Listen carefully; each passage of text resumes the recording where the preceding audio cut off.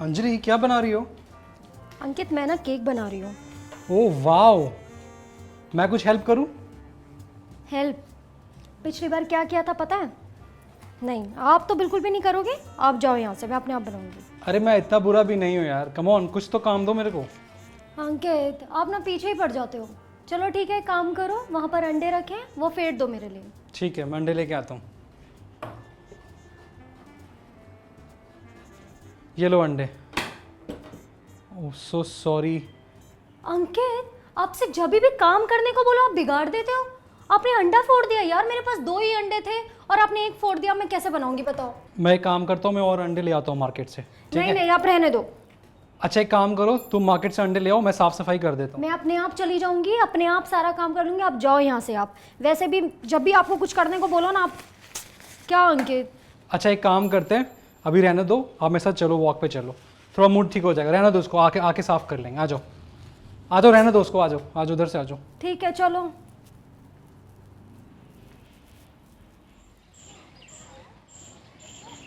अंकित, आपको तो खुश होना चाहिए कि आपको मुझ जैसी बीवी मिली है, वरना कोई और बीवी होती ना तो आपके अंडे वाले हादसे के बाद आपसे 2 दिन तक बात भी नहीं करती।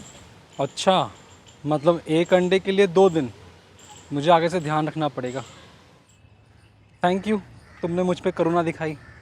नहीं, उसे करुणा नहीं कहते जो मैंने आप पे दिखाई, उसे दया कहते हैं। क्या मतलब? दोनों तो एक ही चीज़ होती है।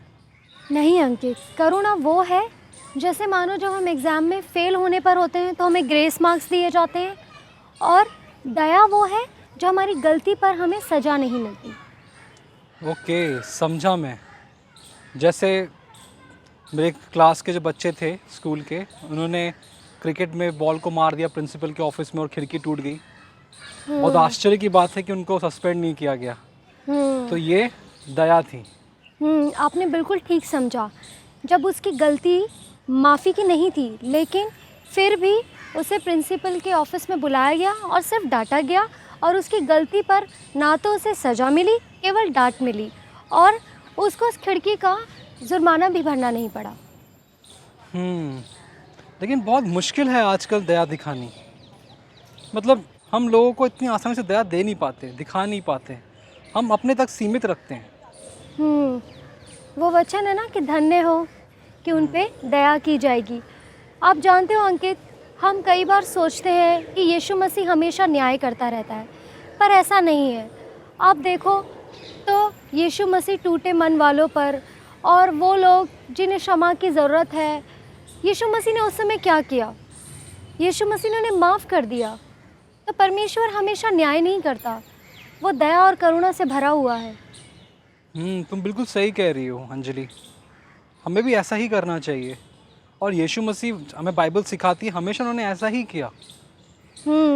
अंकित, ये तो मुझे ना उस स्टोरी की याद दिला रहा है। पेरेंट्स मीटिंग में एक माता पिता आए थे और उनका बच्चा था, तो उसके माता पिता ने मुझे एक कहानी सुनाई।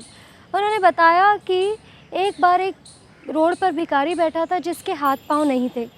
तो वो बच्चा, उसके हाथ में बिस्किट था और वो बच्चा उसे बिस्किट देना चाहता था। तो उस बच्चे को इतना उसके लिए दया आई कि वो उसको बिस्किट दे कर के आ गया। लेकिन वो बच्चा घर पे जा कर के बहुत रोया। पता है क्यों? क्यों? क्योंकि उस व्यक्ति के हाथ ही नहीं थे। तो उसको इतना रोना आया कि मैं उसे बिस्किट तो दे आया, वो खोलेगा कैसे उस पैकेट को? पता है अंजलि, दया ना हमें एक ऐसी भावना दे देती है कि हम दूसरों को मदद कर सकें। हम इच्छुक हो जाते हैं कि किसी भी तरह उस व्यक्ति को हम उस चीज़ को पहुंचा सकें या उस तरीके से हम मदद कर सकें। इसीलिए जो करुणा है वो तरस खाने से बहुत बड़ी है। करुणा हमें कुछ करने पे मजबूर कर देती है, और जब वो हमें कुछ करने पे, और जो हमें प्रेम आता है, वो हमें उस हमारी कुछ करने की उस चीज़ को क्रिया रूप दे देता है। वो एक्शन में बदल जाता है। जब हमें किसी के लिए करुणा आती है, दया आती है, तरस आता है। अंकित, मुझे उससे एक और दृष्टांत याद आ रहा है। बाइबल में वो दृष्टांत है जो सामरी व्यक्ति के बारे में, कि वो रास्ते पे पड़ा हुआ था, वो घायल व्यक्ति। तो वो सामरी व्यक्ति ने उसको अकेला नहीं छोड़ा, और उसे उठा करके वो वहाँ से ले गया और उसको पट्टियाँ की, मल्हम लगाया। तो उसकी वो करुणा थी उसके ऊपर। बिल्कुल। देखो उस यात्री को किसी ने भी देखा नहीं, ध्यान नहीं दिया, और देखो किस तरीके से उस सामरी व्यक्ति ने उस यात्री को पानी पिलाया, मदद किया। ये दया है। और हमें लगता है कि हमसे हर किसी को दया होनी चाहिए, तभी हम लोगों की मदद कर पाएंगे, उनको उनके हृदय को छू पाएंगे। बहुत ज़रूरी है कि हम अपने आसपास के लोगों को दया दिखाएं। अंकित, आप बिल्कुल सही कह रहे हैं।